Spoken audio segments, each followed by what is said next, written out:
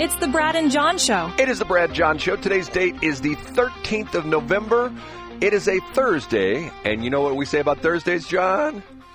Pleased is spit. So pleased it's Thursday, right? No, so happy it's Thursday. So happy it's Thursday. And you know what we do in the B Block, John? What do we do in the B Block? We sing a song from Heart from the 1980s that's about Brad, and it goes, listen It's to time your for Brad's Top 3. No, It's time for Brad's Top 3. that's what we do.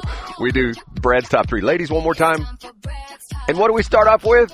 It's number 3. It is number 3. John, sometimes I read stuff in the news and I think to myself, this was obviously written by someone who does not know anything about guns. You ready for this story? Oh, yeah, please do. The story, this is off of Fox News, and it has a picture.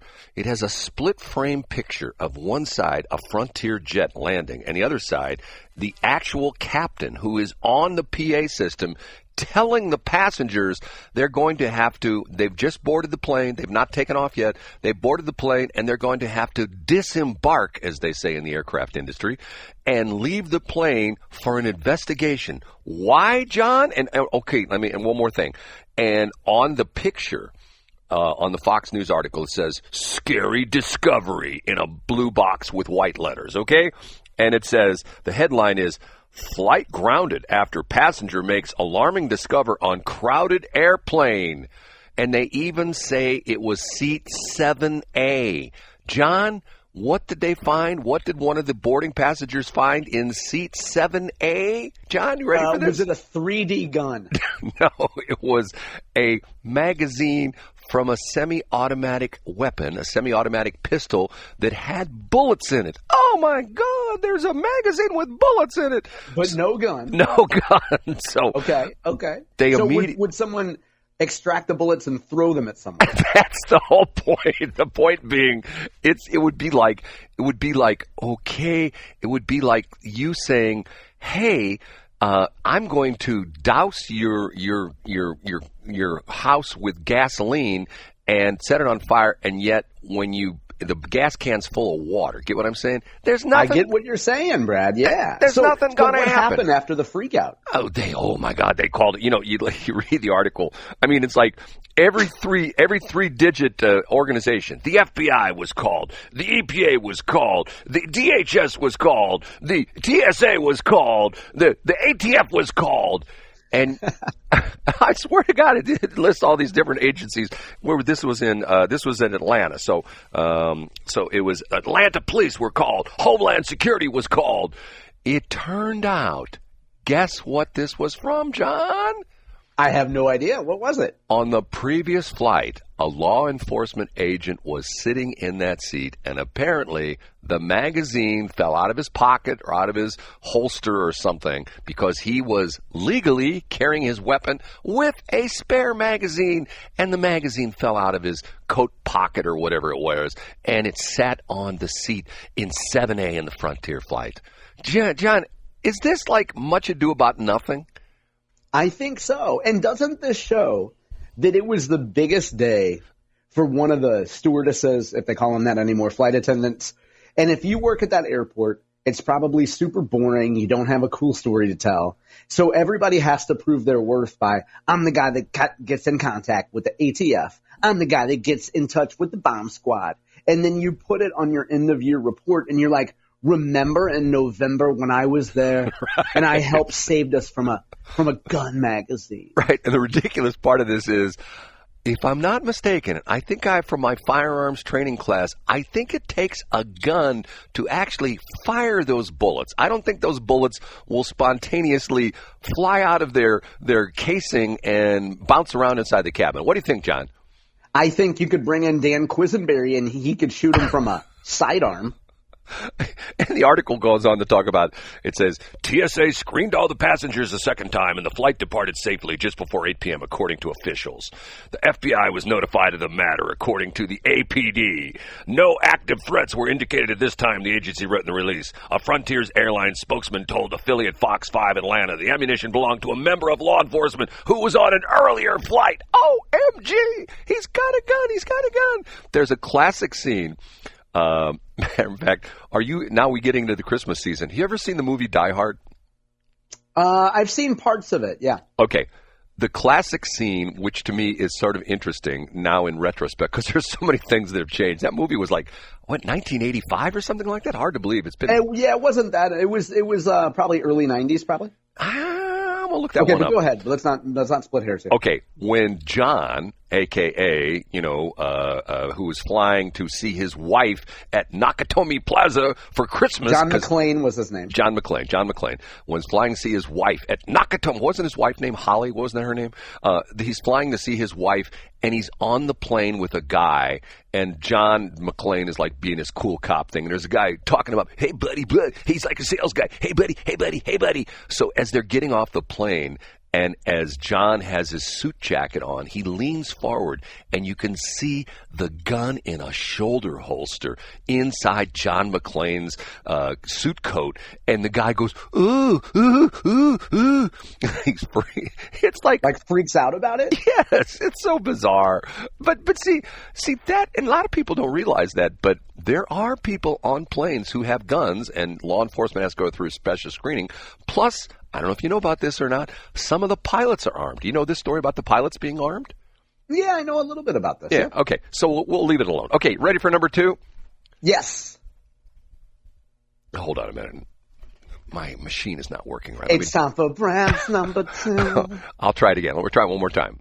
It's time for Brad's number 2. It worked that time, and they have to say it twice. It's time for Brad's number 2. This was sent to me by a listener whom thought this would be an interesting John Combest topic. You ready for this? I'm ready. According to this listener, tucked away into the Senate-passed government funding bill is a provision that would recriminalize many of the intoxicating hemp-derived products that were legalized by the 2018 Farm Bill. Do you know about this, John? No. Is it the same story that's been on my website every day for the last 6 days? And Brad, first of all, thank you to the listener who sent it. I appreciate you flagging it. And yes, I am interested in it. And yes, every day that it's been discussed, I've had pieces up on johncombest.com about this proposal, Brad. Does Mr. Thampy, what does he say about this? Actually, I'm glad you mentioned that, Brad, because yesterday, Epen sent me a YouTube update that he did on exactly what the provision is.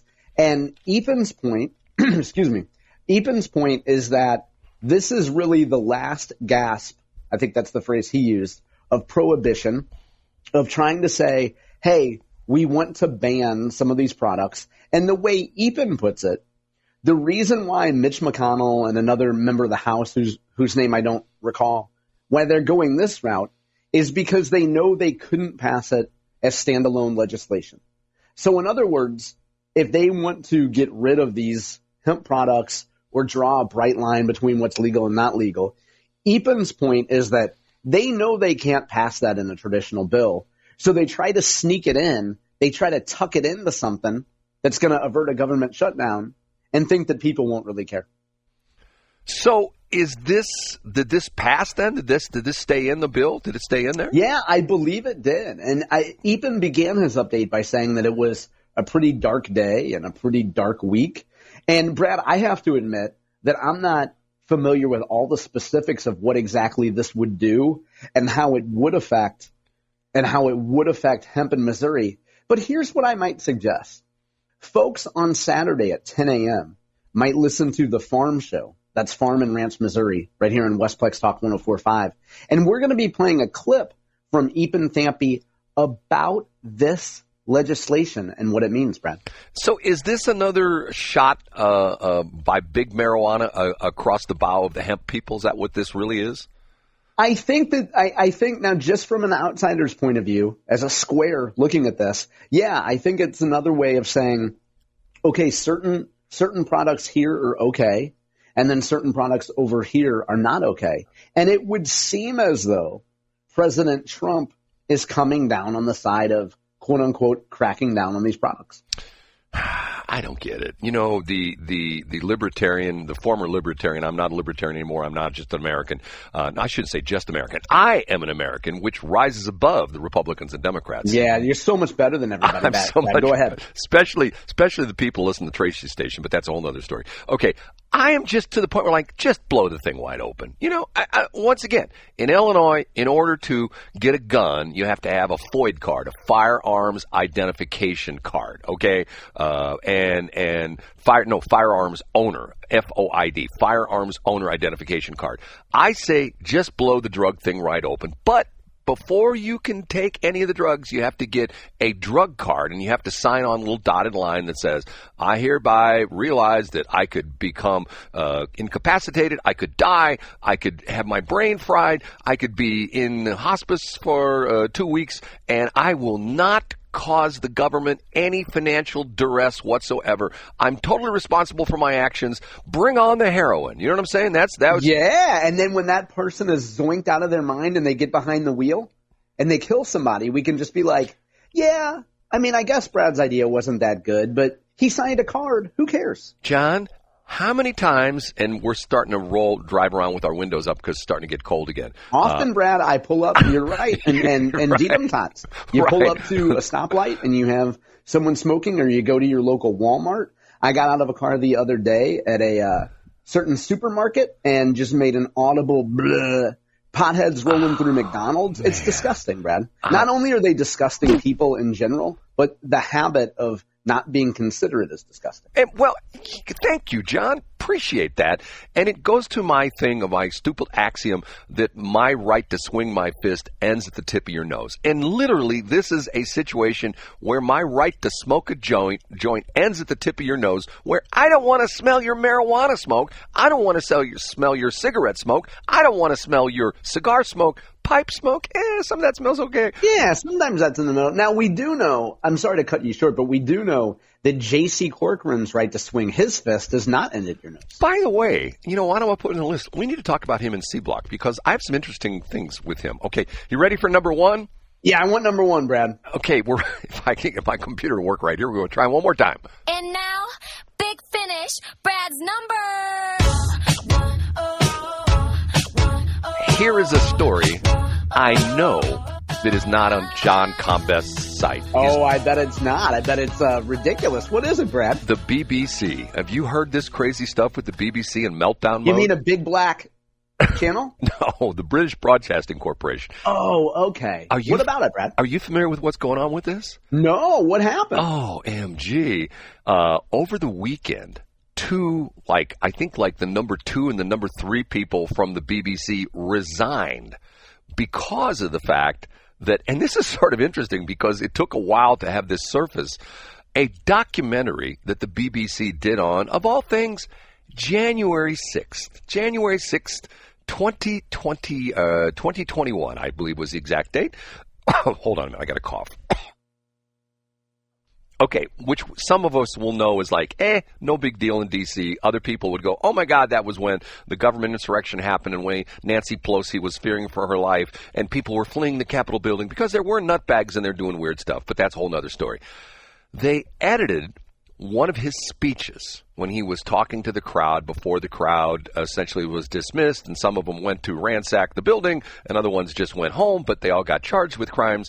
They edited the documentary and literally took like the front part of his speech and edited to the back part of his speech where it sounded like he was saying, okay, go and tear up the Capitol building. I don't know the exact edit points, but essentially it was very inflammatory. Okay, one of the papers in England brought this up recently. Like, keep in mind, this is 4 years ago now? 2021? So we're talking. Yeah, you're right. Actually, almost 5 years. Almost 5 years because it's going to be 2026. So 4 years, let's call it 4 years and 10 months.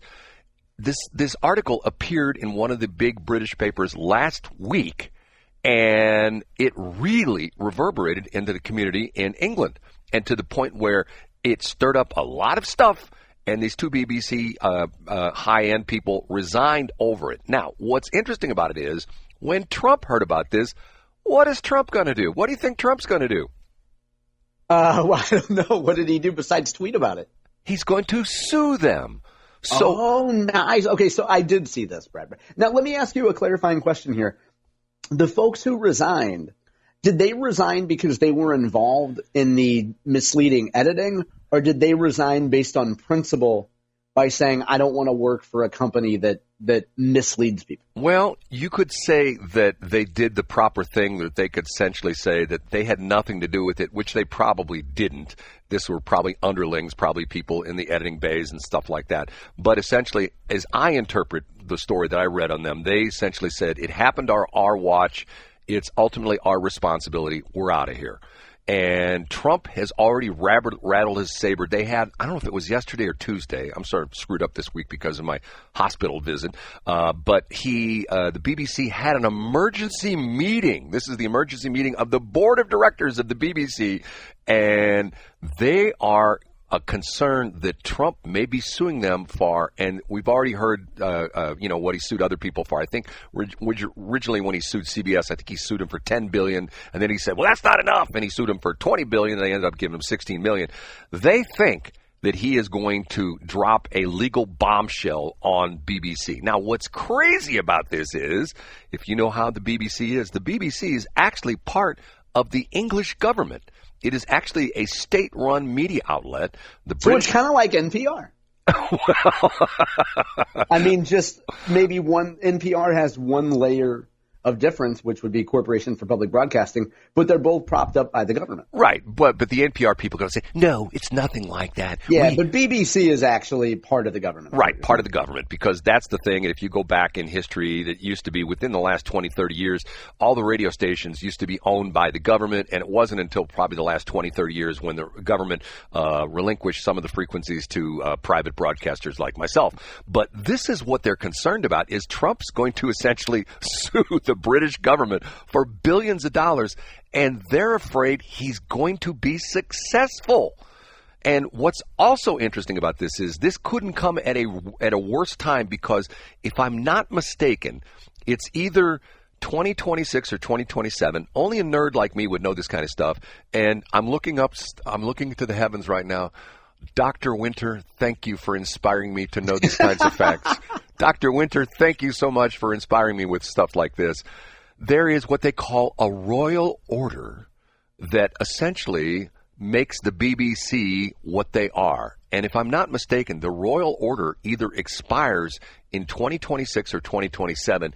And I don't know if you know this or not, but in England, you have to pay a licensing fee to the BBC because of the fact that you are getting their news and entertainment. And what's interesting about this is the people in England are not happy with this anymore, especially since the internet, because, John, what can you get on the internet? Everything for free. Yes, practically everything. There's a English YouTube video, and there's all kinds of stuff like that, and you can do streaming. And matter of fact, if you're really crazy and really sort of sneaky, you can get one of the private, what do they call it? The private VPN, virtual private. VPNs, yeah. You can get a VPN, and essentially you can say, I'm not in England, I'm in California, and you could watch everything the Americans watch, and there's no restriction codes because the internet is, I don't know if people know this around the country, around the world, the internet is filtered by country. There are certain countries that you can't get certain internet feeds for and stuff like that. But that's what's happening with the British government. So it couldn't come at a worse time when the BBC is supposedly going to get their royal order renewed, and Trump's going to come down on them. And I'm thinking to myself, here's the interesting part of this is, this should be, and I would be really curious to go to Mizzou J School and say, are you teaching this right now? Are you teaching what Trump did to ABC, not ABC. Well, yeah, ABC. Yeah, he got Stephanopoulos, because remember, Stephanopoulos. Yeah, you're right. It was a Stephanopoulos. Right, Stephanopoulos. I think on one of his broadcasts called him a rapist. Wasn't that what the Stephanopoulos deal was? Yeah, that's exactly what it was. He called him a rapist, and on the CBS thing, it was the editing of the Kamala Harris interview, where on one edit it had her give her a very succinct answer, and the other edit, which was the true edit, there was no edit there. It was her typical word salad where she went off into Never Never Land, and people. But they wanted her to look good right before the election. They wanted her to look good because it's just like NPR. It's when our our buddy Yuri Berliner wrote that bombshell article about the NPR people, and everybody, like, I think most people were shocked, but you and I are going like, okay, in the NPR newsroom in D.C., nobody voted for Trump.